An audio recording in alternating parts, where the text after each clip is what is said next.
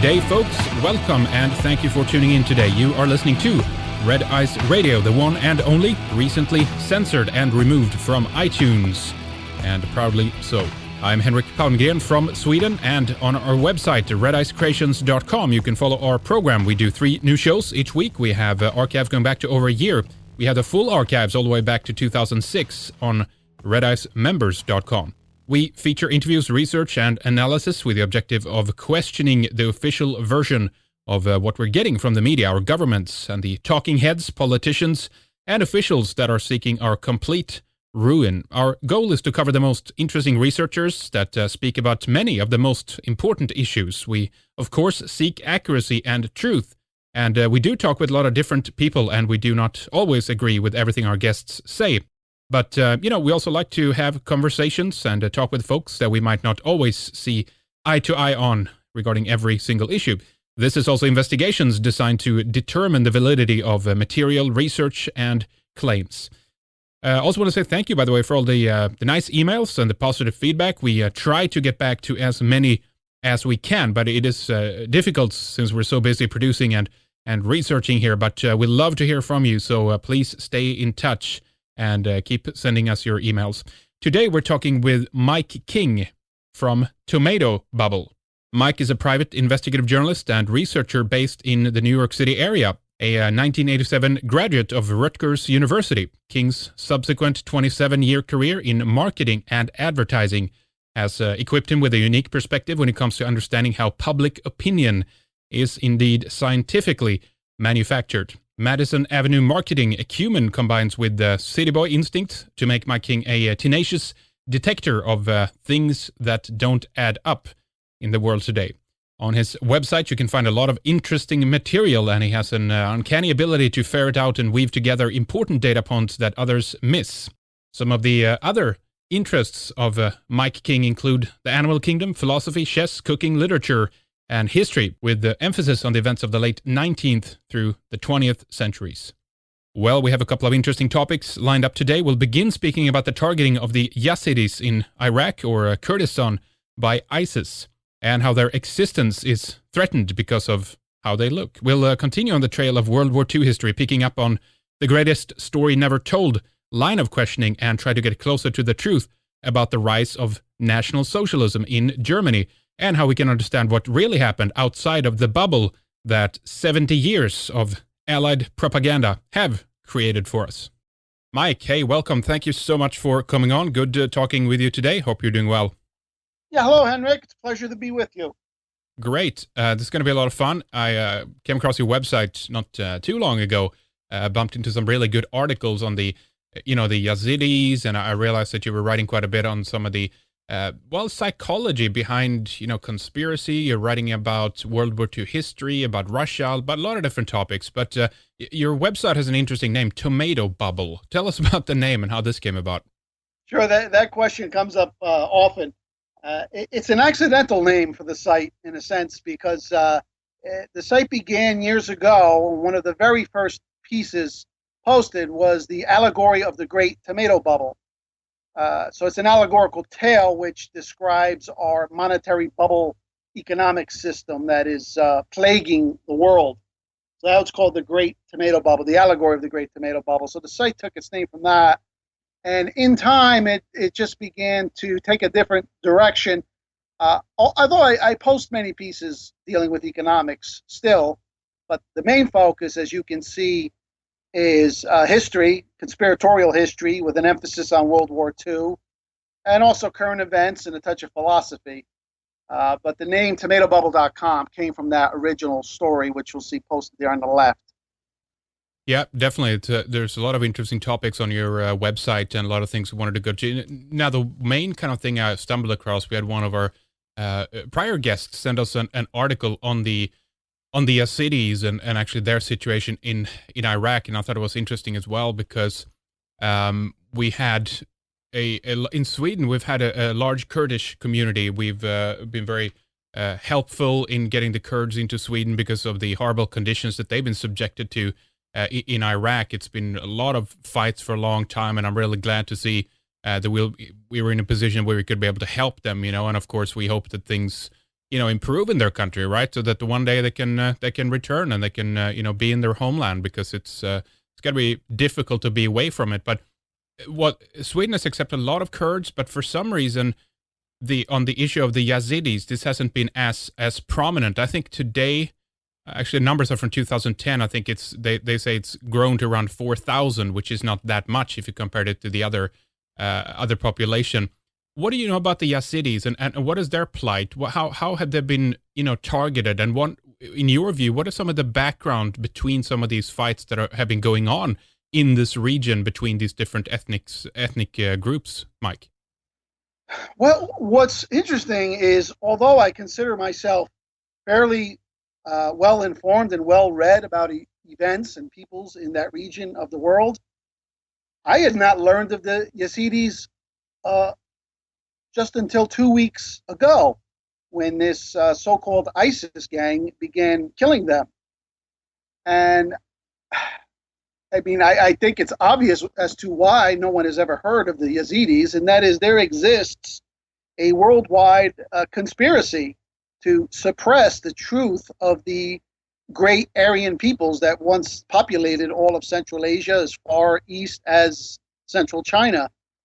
And what I learned, it really shocked me, that this Yazidi minority, they've married amongst themselves over the centuries, and they look as as Nordic as any Swede or German or Norwegian. I mean, they are blonde-haired, blue-eyed.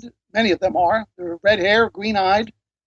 So they're straight-up white folk, and that explains why they're being targeted for genocide by this ISIS gang, which I maintain is a front for CIA and Mossad activities. Yep. And I think it also explains why countries like Sweden and other European nations perhaps have not been so accommodating in accepting them, because, as we all know, the purpose of immigration in Europe is to replace the natives, the European white natives. Yep. So they certainly don't want to bring in blonde hair and blue-eyed. It's defeating the purpose, isn't it? Sure. Yeah, we've had some numbers that Denmark has about 500, Sweden has about 4,000. So it's something.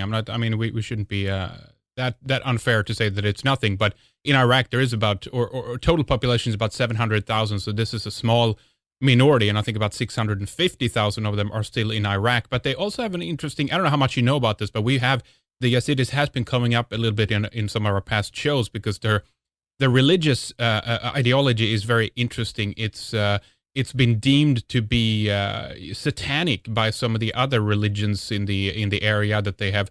That basically they're devil worshippers, right? They're one of their main what should you call it, angels or whatever is a peacock symbol that they use and everything else. So it seems to be an older tradition that stems from somewhere, an older, I shouldn't say pagan perhaps, it seems to maybe be a little bit more Gnostic or something like that. But yeah, they've definitely been targeted. What do you think is going to happen to them, Mike?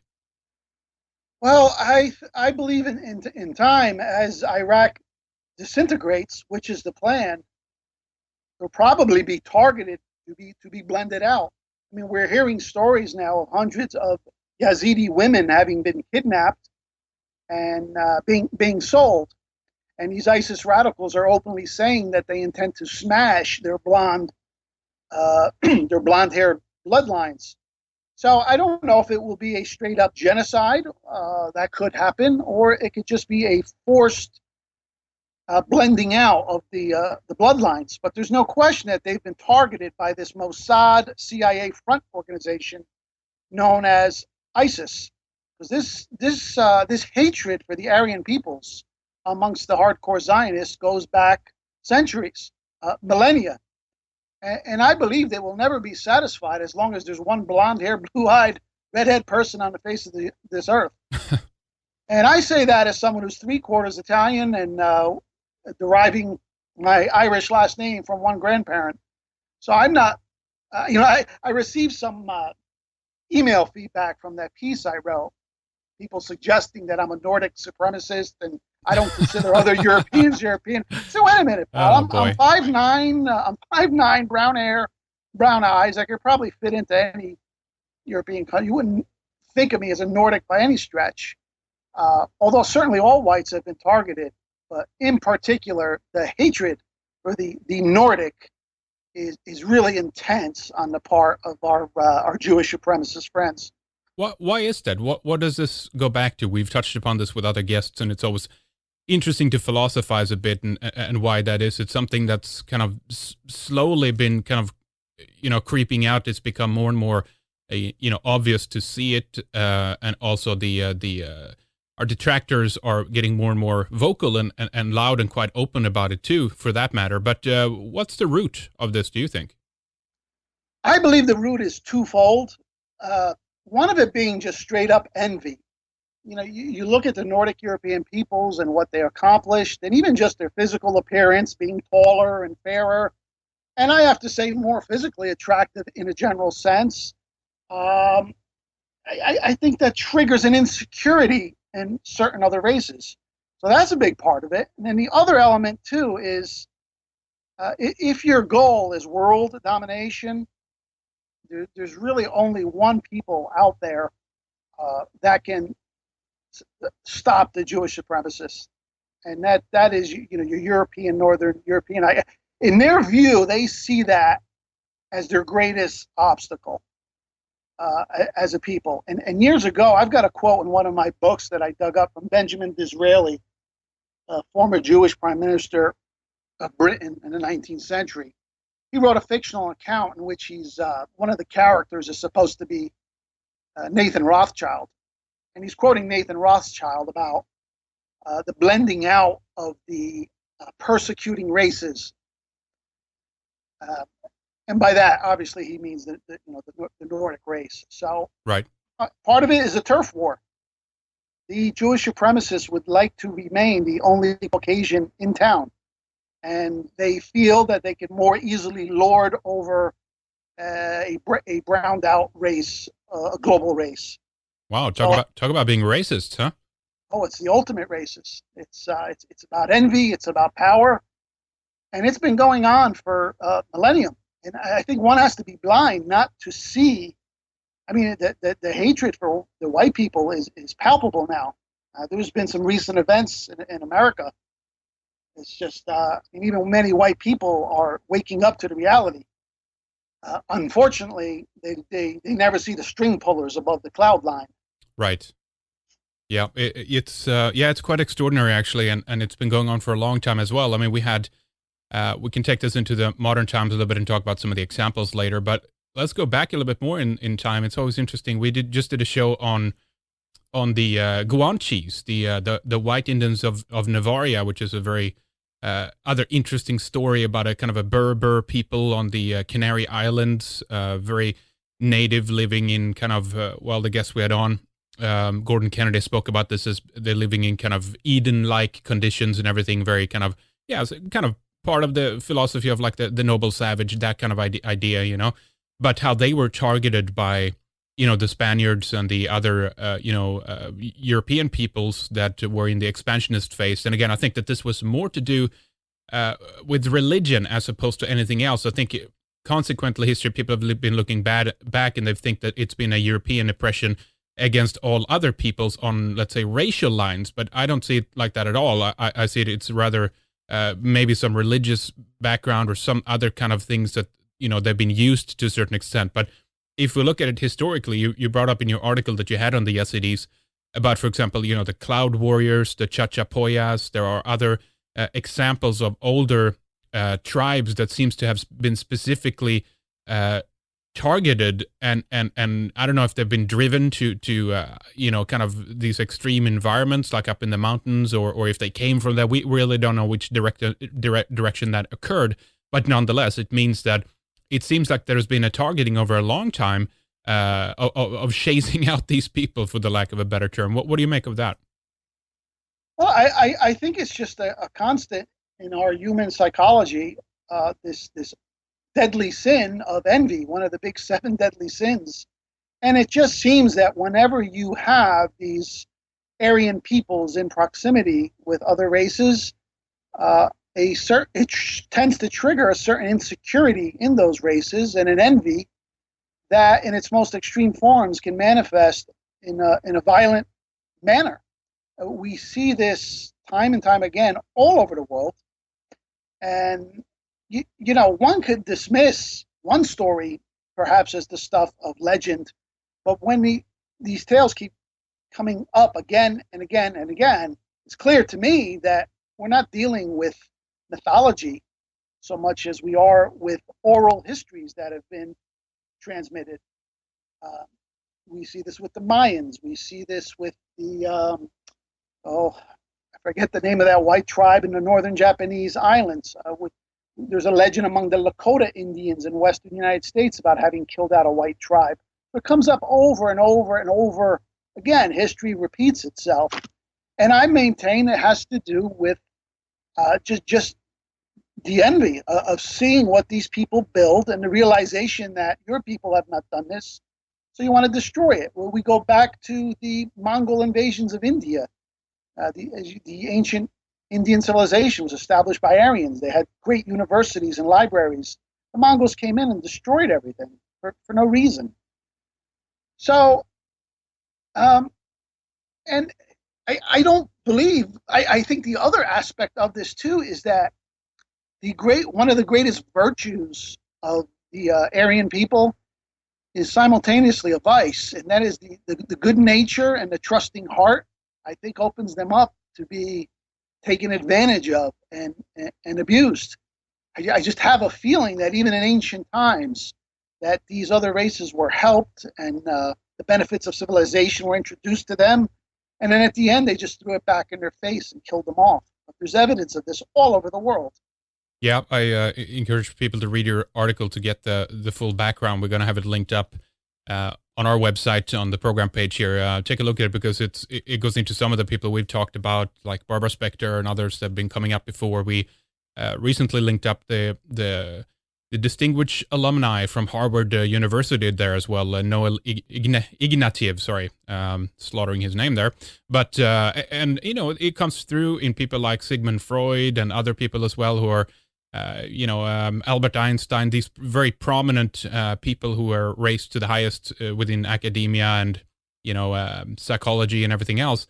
So it's not something that's kind of it's not a delusion. It's quite openly these days, and I'm still very surprised there isn't more backlash on this when it's so open in this regard. Because I mean, who else could be targeted in this way and quite openly? If you look at Noel's comments, he's talking quite openly about how to end the white race. Who else could be sitting at a prominent university and talk like that? Yeah, it's an interesting double standard. There was recently a case of an academic in America. I don't recall the university or his name, but this happened a couple of weeks ago. He put out a tweet condemning Israel. It was kind of a harsh tweet. I mean, nothing overtly bigoted or anything like that, but I mean, he was gone. Yeah, within days. So. Yeah, there you go. Now let's talk about ISIS a little bit more. I want to get your take on what actually has gone on there. I don't know how much you've been watching the story, but another interesting aspect to this is, of course, we've had a lot of outpouring from Europe now, a lot of among the immigrant population in Germany, in France, in even Norway and Sweden as well. People go down and fight in some cases for ISIS, in some cases against ISIS. Which is quite interesting. Germany had several demonstrations, the pro and the con, and now the German people are standing on the sidelines, is watching this madness, while the police and the country are left to, deal with the police enforcement and the legal issues and the fees and everything else that this is drawn into. It's quite interesting how this kind of conflict is spreading to a lot of the other parts of the world. It's like taking the Middle East issue and bringing it to a global stage. And ISIS is certainly helping in this scenario as well. Just look at how the U.S. have treated this in their mainstream media and the way that they're hyping this up as well, Yeah, while everything is going according to plan with ISIS, I mean, as you recall, a year ago, we came very close to going to war with Syria, which would probably have morphed into also a war with Iran. And it was Mr. Putin and his Chinese ally that shut that down, as you will recall.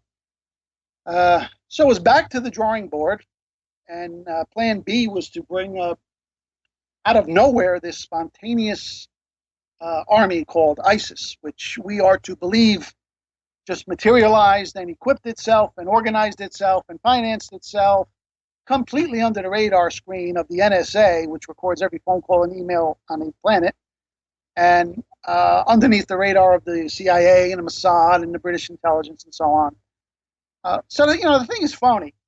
It doesn't mean that all the fighters are phony. Typically, the way these things go is you have the leadership is controlled by intelligence operatives and their mercenaries, and you probably have a bunch of criminals freed from prisons, and maybe some true believer Islamic radicals who've latched onto it.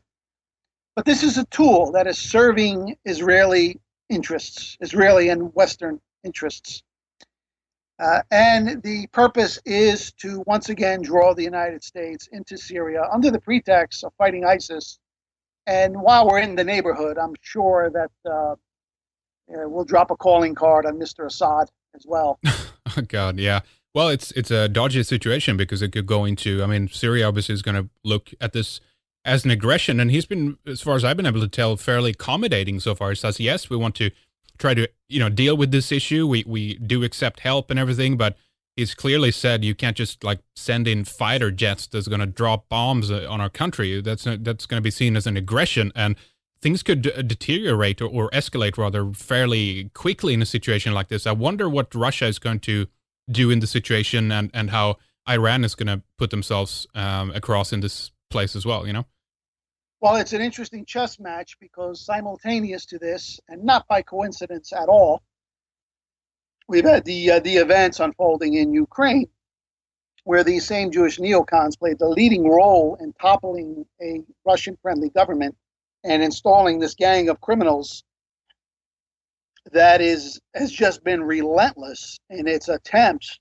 to provoke Mr. Putin into invading Ukraine. So we have to keep an eye on there, but it's clear that the name of the game is to somehow bog down or at least preoccupy Russia with the prospect of a war, or maybe an actual war in Ukraine.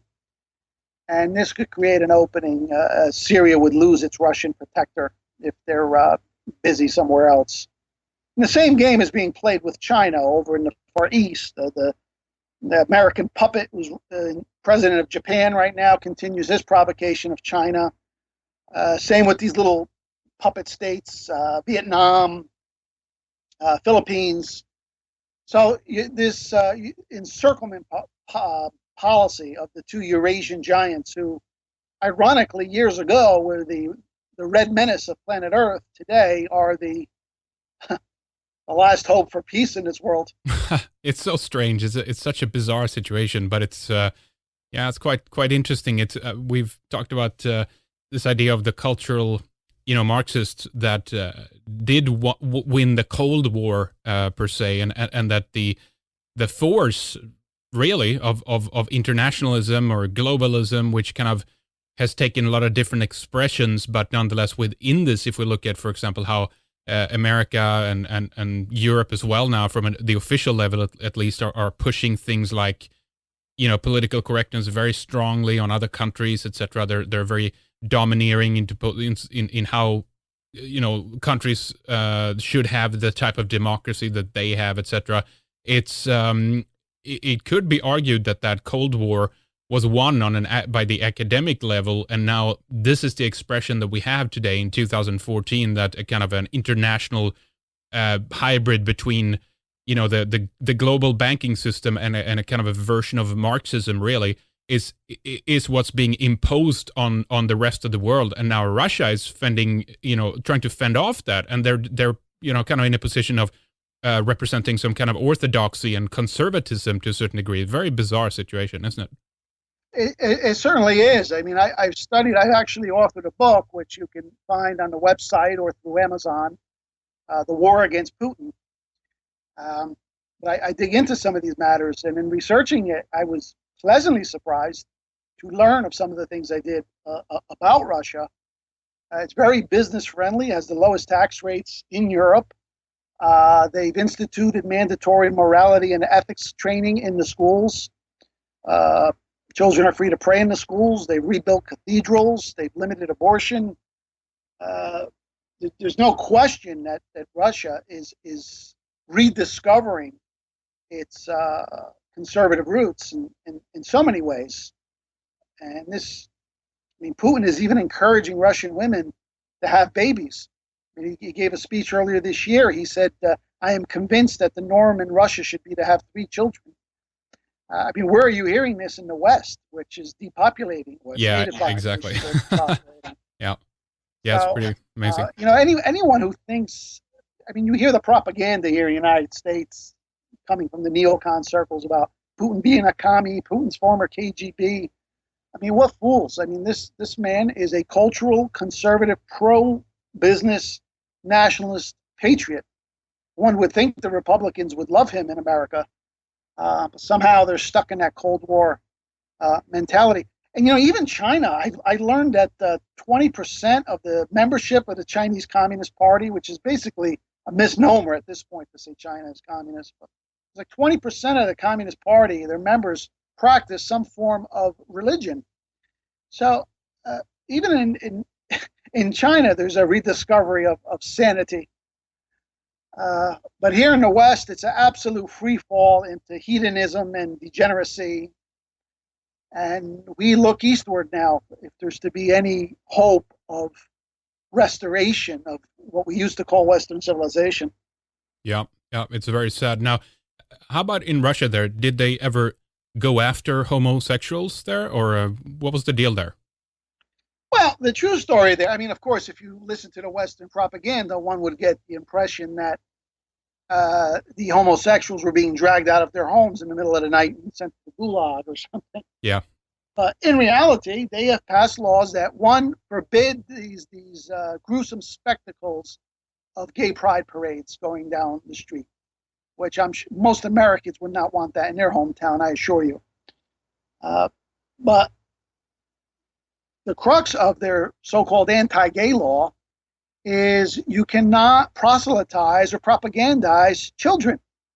Okay? You could engage whatever acts you want to in your bedrooms with your buddy, but stay away from the kids.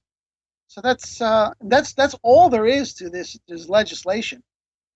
So, but that's been misrepresented here in the West as some sort of persecution. Right. Yeah, I think someone tied it back to one article out of the New York Times, of all papers, of course, but and this spread like wildfire afterwards. It was basically reprinted in different capacities, rewritten a bit, but published all over the West, basically.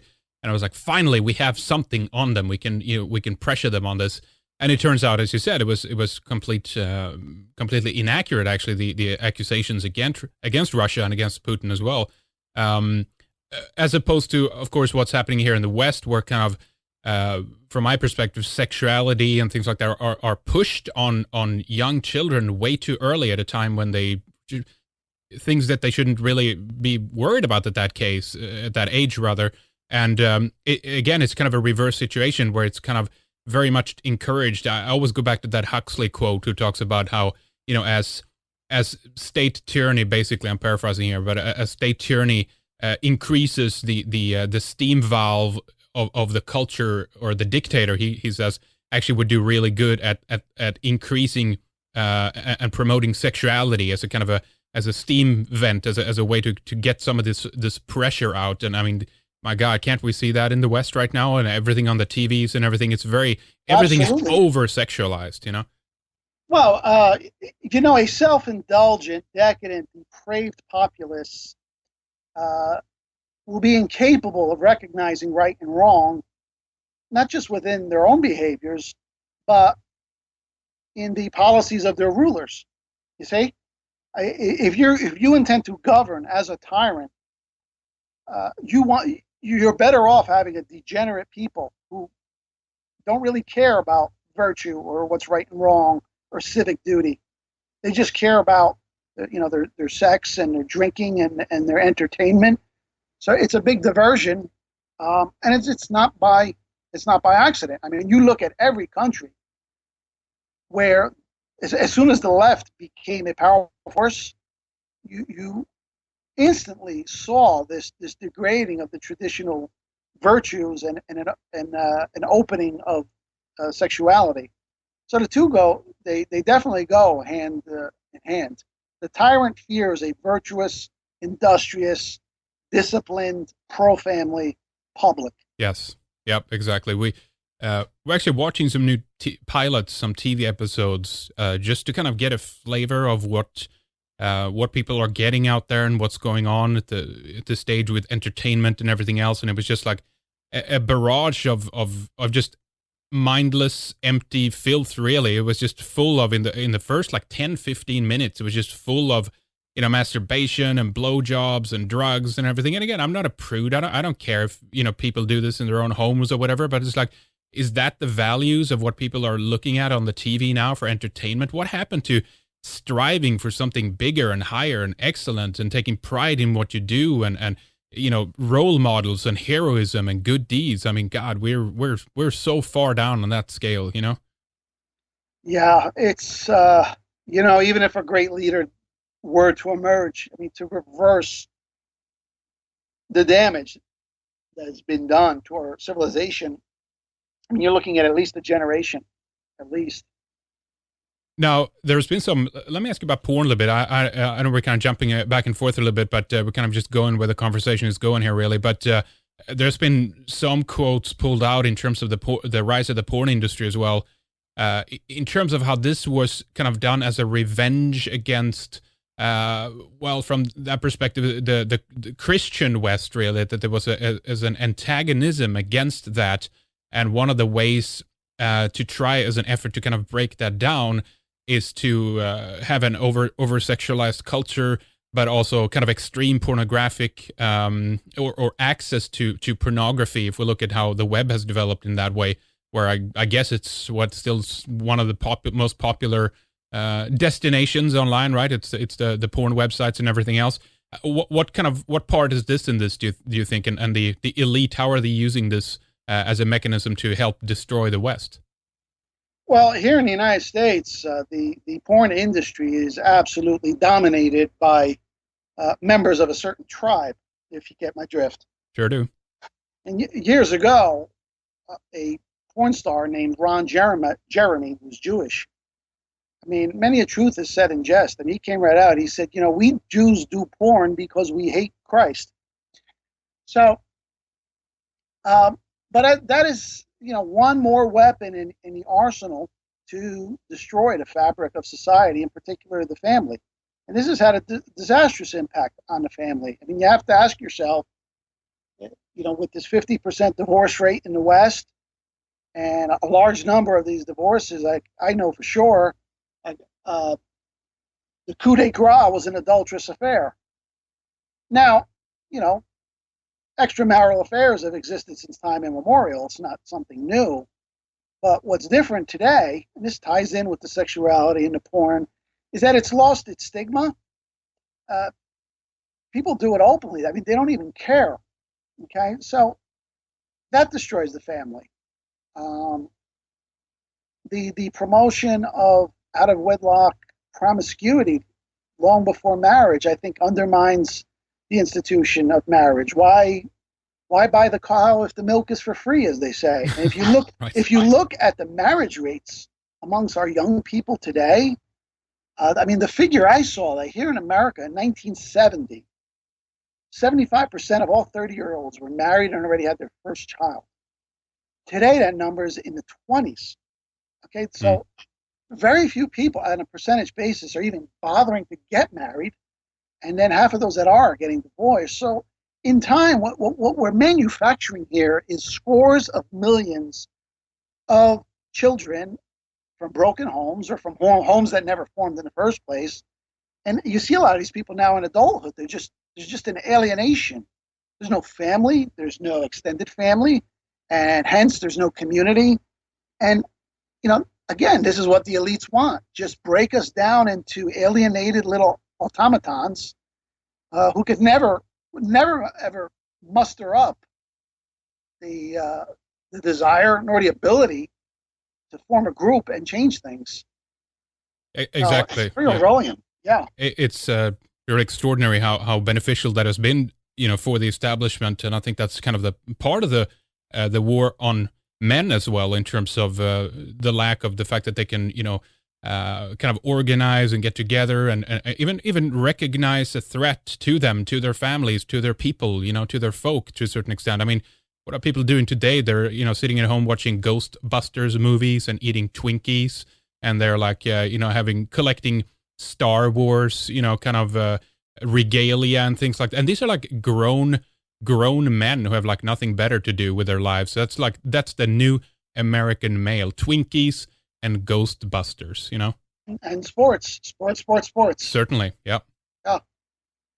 Yeah, it's pretty sad, but it feels like it's kind of getting oversaturated, though, that it's starting to lose its value, really, because at some point the shock effect, it's going to wear off. Do you think there's going to be a resurgence as a kind of a, you've kind of seen there's people alluding to this now online in terms of what kind of the websites they set up and all that with they're taking back the word revolt and rebellion and all those kinds of things, but it's more from a traditionalist kind of point of view, that it's a resurgence that it will be popular as a way of kind of going against the establishment and the system.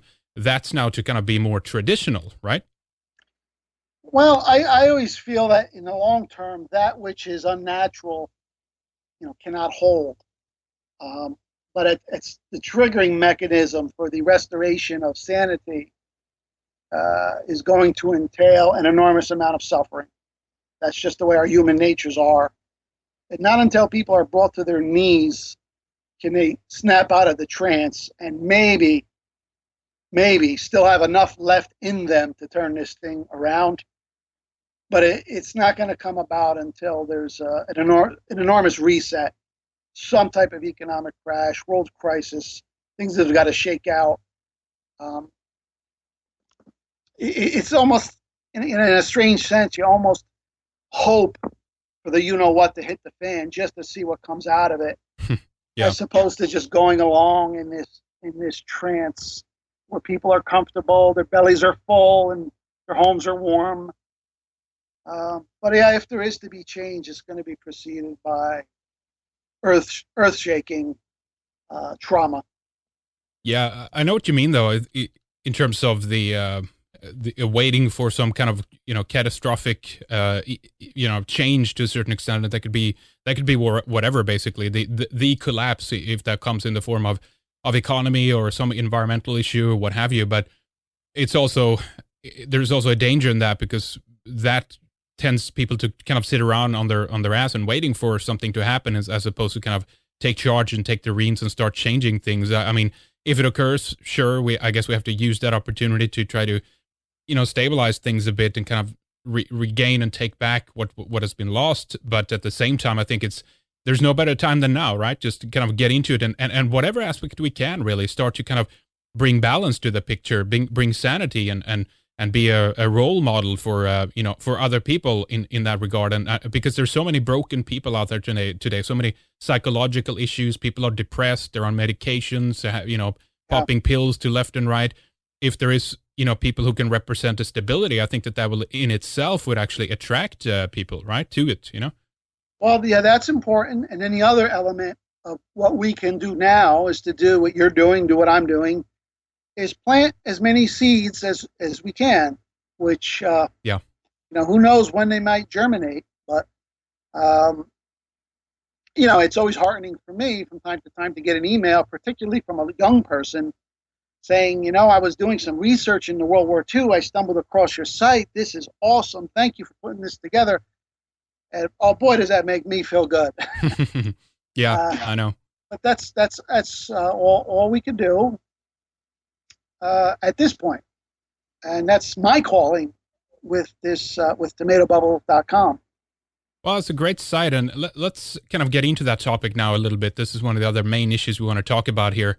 World War II history, how many things we've been lied about, but also the bigger picture of, conspiracy and the kind of the psychology behind that we've been lied to, and that it's very difficult for a lot of people to kind of see through those aspects, and particularly many of the constants that even people, let's say, within the conspiracy field, and alternative press and media and everything else, where there are hurdles along the way everywhere, and we all have them, and I have them too, and other people do, and it's difficult to see through everything, and it's easy to regurgitate and parrot things that we've been told because we might not always think about it or think that there is a deeper issue with the subject at hand, or that there is another level to the lying and everything. But what can you say about the psychology of this and why people are so prone not to look at certain material, and specifically, I guess, when it comes to things like World War II and what happened there, and kind of a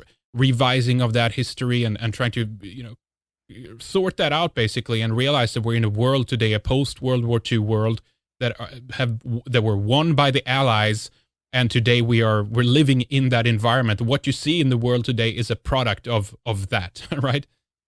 Oh, yeah. I mean, I like to refer to World War II not really as a war. If you put it in a really broad historical context, it was a battle. It was a pivotal battle in the age-old war between Judea and Europa. And unfortunately, we lost. But as to your point about the psychology, that's something I could definitely relate to. When I stepped out of fantasy land about 10, 15 years ago, I first began taking my first baby steps out. Even being aware of the fact that I had been lied to and brainwashed, I still had psychological roadblocks to overcome. At every new level, you start telling yourself, no, this can't be true. And you're looking for an alternative explanation to confirm the belief that was shoved down your throat since you were a child. So it takes a while, and I've always considered myself a free thinker. I mean, I did come out of that fake world, but not instantly. Now, so you could imagine what it's like for some of our weaker-minded countrymen when they're confronted with this stuff. Now, I have a piece on my updates page at tomatobubble.com on it's about the movie Planet of the Apes. I don't know if you've seen it. What, the new one or something? The new movie. Yeah, the new one. No, I haven't seen that. I've seen the older ones. The old one is pretty good. The classic, of course, with Charlton Heston. Yeah, exactly. Yeah, that's great. Now, but I didn't like the new ones. Yeah. This was in theaters a couple months ago, but in particular, what I wrote about was a scene in the film in which the leader of the apes, Caesar, he's overthrown by another ape who wants to start a war with the humans. And in order to start the war, this ape shoots Caesar and then blames it on the humans. So there's a false flag there. But later on, we learn that Caesar has survived. And his son is urging him. He says, you have to go into the city. The apes are making war with the humans. Show yourself to the apes. Explain what happened, and we'll stop this.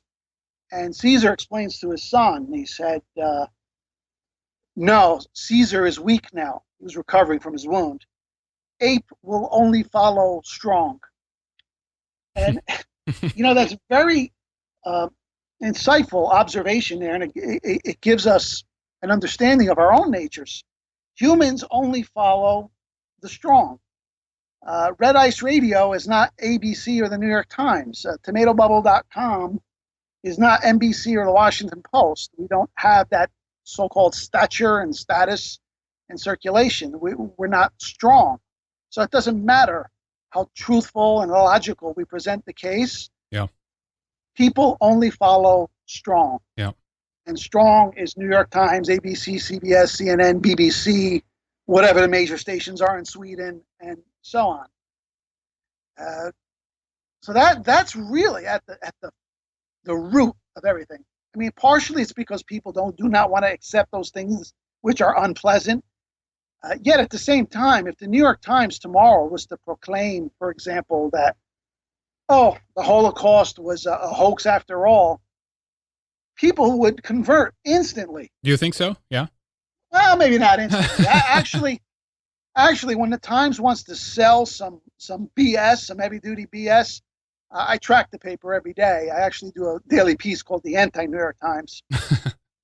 But the way they'll do it is they'll do it subtly. They'll raise a few questions, and then they'll turn up the heat. So even when they sell a big scam, it takes the Times 1 to 2 weeks to get to full throttle falsehood. Mm-hmm. But my point is this: if the strong were to do an about face on any topic, be it 9/11, World War II, the Holocaust, give it a week or two, and the public would follow.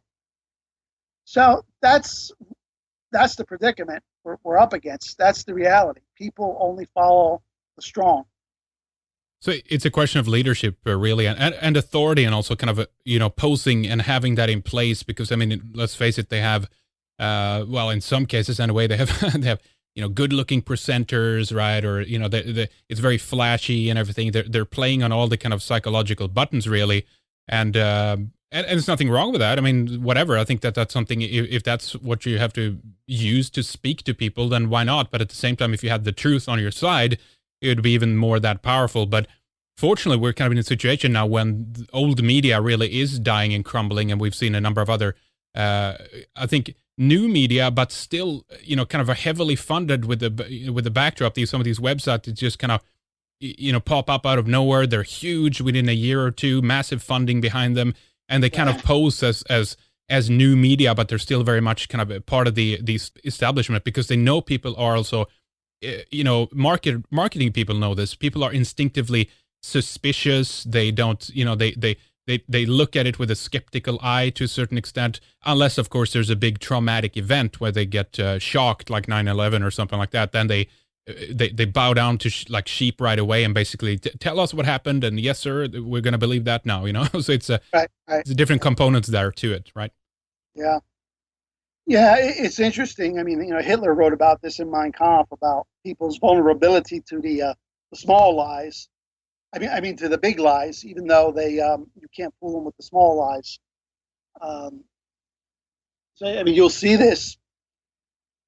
I mean, most people instinctively do not take what politicians say at face value, nor even the news at times. But if there's a really big event, then all of a sudden those sources become, holy writ. Yeah. Later here in the second hour, I want to talk a little bit more about World War II, your view on this, how you stumbled into a lot of this material, what you found along the way. You've written about that. You have another kind of it's called Hitler Visits Oprah. It's available as a book and an ebook and everything else. I want to talk a little bit what some of the content therein is, and how you approached that particular subject and why you wanted to write on it and whatnot. But I wanted to talk a little bit more about some of the other books as well you have out there, Mike, before we kind of take a break, and let our listeners know, what they can find on the website a little bit more, and how they can pick up copies of your book that you have available there. Okay, well, I would say about 80% of the site's content is free of charge, but I do have special feature items, these books. They're available in PDF format, and some of them are also available in hard copy format. You touched upon my personal favorite, the one that's near and dear to my heart, which is Hitler Visits Oprah. There's also The Bad War, which covers most of the same topics. It's about World War II. It's just Hitler Visits Oprah is just a bit more entertaining and creative, yet it's utterly serious history, make no mistake. Mm-hmm. Then perhaps the flagship piece of the site, or I guess my biggest undertaking, would be the book entitled NWO Forbidden History, the epic timeline of the New World Order, 1763 to 2013. That's 256 pages, 200 illustrations, and it's a summary of all the major events dating back to the founding of the Illuminati, the Rothschild family in the 1770s. And you can just follow it decade by decade. I call it a crash PhD course in conspiratorial studies. And all of my works are heavily illustrated. And there's a reason for that. I believe the old adage, a picture's worth 1,000 words. And it's been proven, actually, that when people combine an image with the words, the information really makes an impact. So all of my books are heavily illustrated, took really awesome illustrations that just fit the story very well. What else do I have? Well, then I have the Putin book, which came out earlier this year. It was originally titled The Talented Mr. Putin. I reissued it with a new cover called The War Against Putin. And I recently come out with The God of Logic, a deductive debunking of unscientific atheism. in which I examine some of the holes in traditional Darwinian theory and the manner in which the globalists latched onto the theory and heavily promoted it. So that's 5 books that are available in paperback. And there's other items that are pay-per-view email PDFs. But nonetheless, the majority of the content is free to the reader. All right, very good. Check out the books: The God of Logic, The War Against Putin, and then New World Order: Forbidden History, 1763 to 2013. Hitler Visits Oprah, and also The Bad War. The website is tomatobubble.com. Go on over there, check it out, and see if you like some of the writings there. We're going to take a short break here then, Mike. Stay with us. We'll be right back with more, and we'll pick this up in the second hour.